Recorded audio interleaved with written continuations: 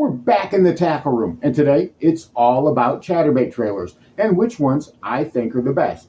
And I've got some surprising underwater footage you're sure to like. Stick around, we're going to talk all about it.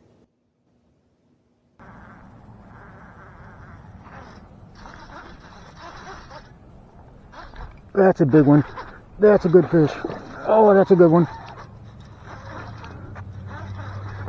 That's a pretty good fish right there, kids. You are not getting off.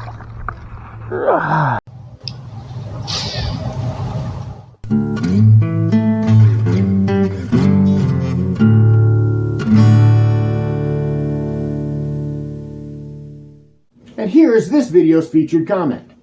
Congratulations! If you would like to have a chance to have your comment featured in an upcoming video, all you've got to do is leave a comment. And now, on with the video. Welcome back to Lowbrow Fishing, and today we're talking about trailers for bladed jigs, vibrating jigs, chatterbaits, whatever you choose to call them.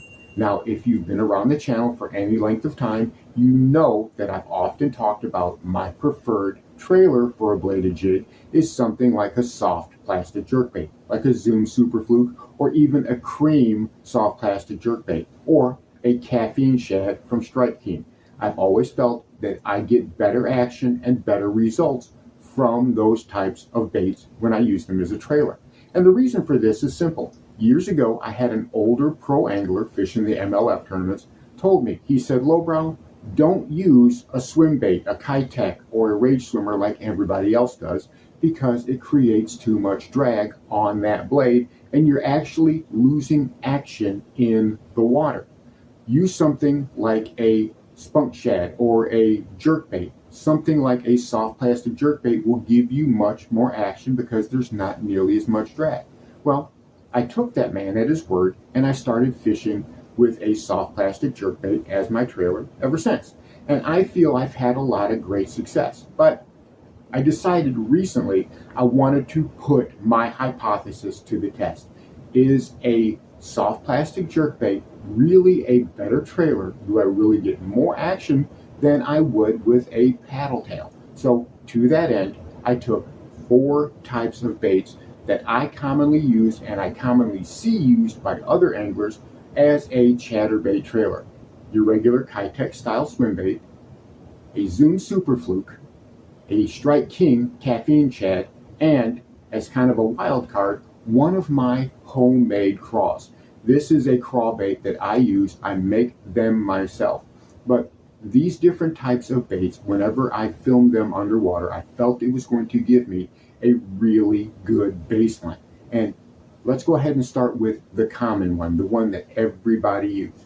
And you can see underwater, it looks great. There's a lot of thump, there's a lot of vibration, there is a lot of movement. And I began to, think to myself, did I really have it wrong? Because that looks pretty darn good to my eye. But when I moved over to the Zoom Super Fluke, and remember, I'm doing this on the same bait, on the same setup, and I'm using my trolling motor as a speed. I'm not winding this. I'm using a rod that I have fixed over the side of my little boat, and in order to be consistent time and time again, I'm using my trolling motor. I turned it way up on high, and that's what simulates the reeling speed. So moving on to the Fluke, you can see underwater, well, at first glance, it really doesn't look much different, does it? And when I was looking at the video, when I was, first looking at the footage I got, I was thinking, well, maybe there's not much to this. Maybe the paddle tail is just as good as everything else. But if we compare them side to side, that's when the differences really start to come out. If you look at that Fluke, you can see there is much more vibration in that bait in the water. The paddle tail looks good, but that Fluke on that chatterbait makes it look like it's almost moving in fast motion compared to the paddle tail. You can really see a huge difference. Well, that kind of started a trend for that day. You notice how that tail on that Fluke is just whipping around. It's just whipping and lashing in the water. It looks really enticing.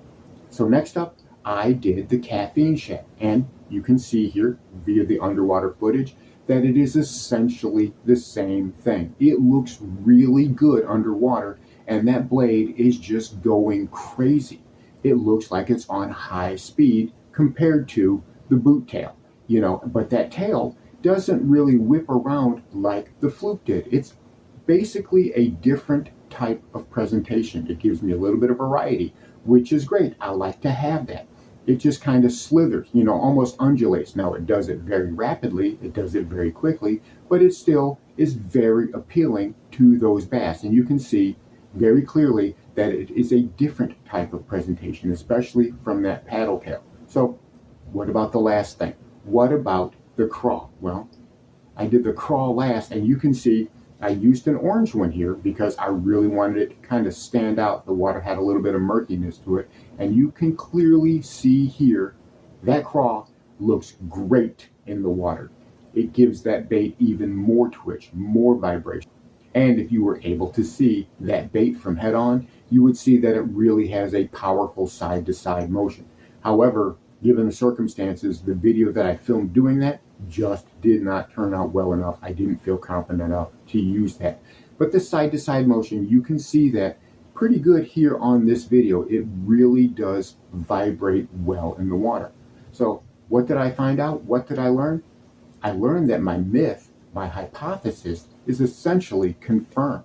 According to my experiment, what I looked at under the water, I saw that the fluke, the caffeine shad, and that craw gave that chatterbait much more action in the water. Now, does that mean automatically better? That's the conclusion. It's got a lot more vibration. It's got a lot more movement in the water, like I said. But is it better?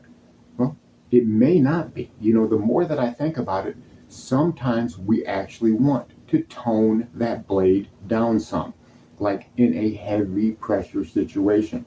Or maybe the water's colder, maybe you want just a little bit more thump because that water is murky. You're relying on a little bit more vibration from that tail to get you some extra bites, to get those fish's attention. And that can also be something that is an option. So don't rule off the paddle tail, but try different types of trailers on your chatterbait, on your bladed jig.